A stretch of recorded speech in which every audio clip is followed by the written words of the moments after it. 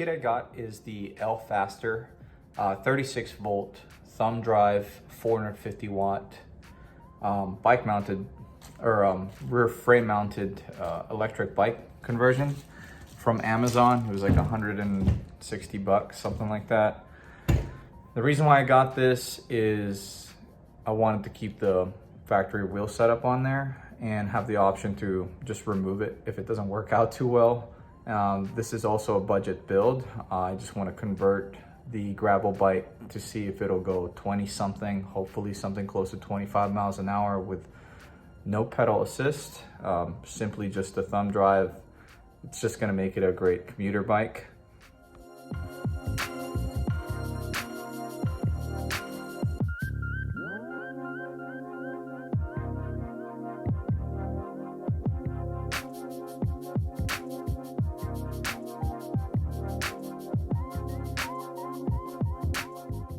So this is everything that the kit includes.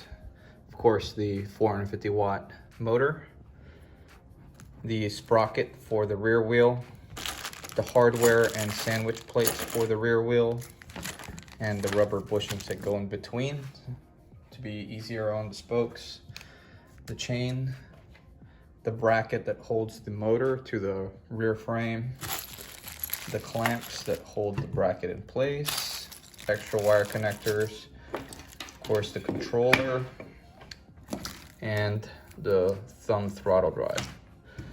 So I still don't have my battery, but we're gonna start putting this thing together. Just a heads up, if you do decide to go with a kit like this, it did not come with any English instructions or instructions in general, but it should be pretty easy to figure out. The controller is all in Chinese, and we're just gonna have to wing it. Actually, it's pretty easy to figure out by process of elimination, since the huge wires coming from the motor have a male connector. This is the only female connector on the controller, so it's the only one it fits on. This one is labeled power lock, and so is the connector from the thumb drive. It says power lock, and they snapped right into each other. Then these two connectors, male and female, are the only 3-pin connectors, so they have to go to each other. These other 3, I'm not sure. There are extra connectors, I guess, for optional brake lights and whatnot, but this last one has to be going to the battery since it is the fused connector.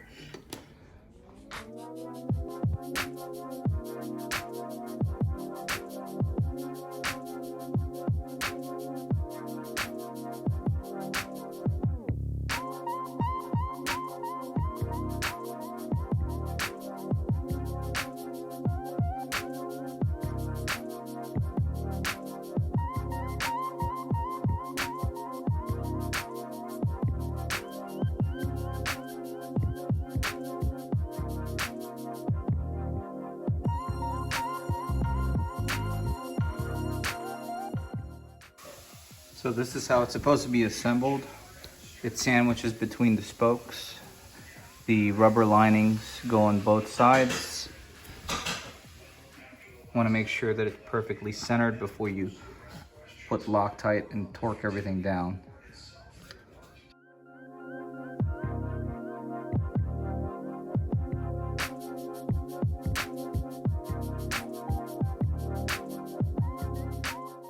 This is what it looks like fully torqued. Good to go. The bracket though is universal and does not work well with this frame. It will have to be modified since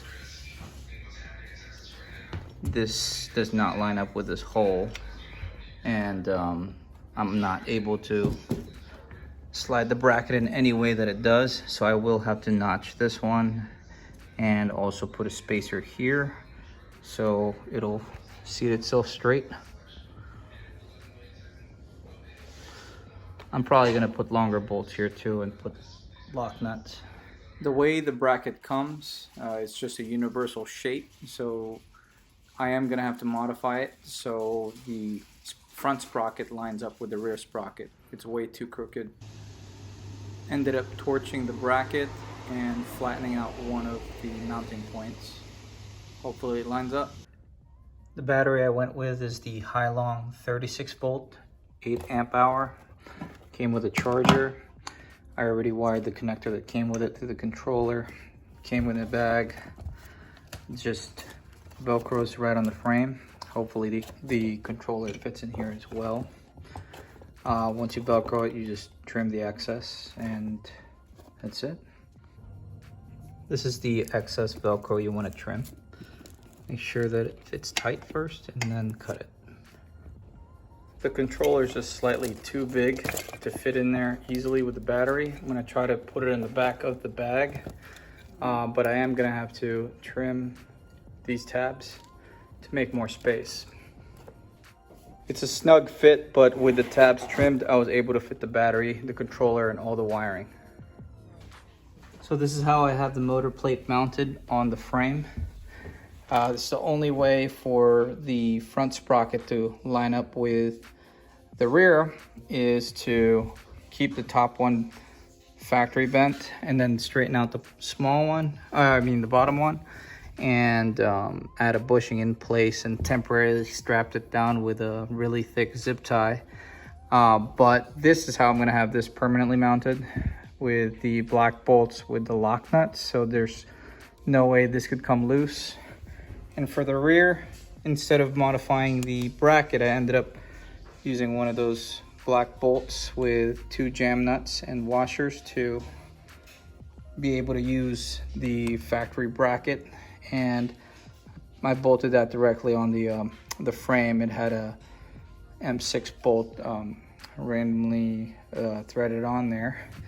So I was able to use that. I have to come up with a more permanent solution for this one. But for now, I do want to test it out to see if it functions first before I wrap up tucking the rest of the wiring. All right, so to turn this thing on, you just press this button and it works. This is a battery level gauge, and the thumb throttle I'm probably going to mount directly on the shifter. I'm going to make some sort of bracket to replace that. Let's test spin the...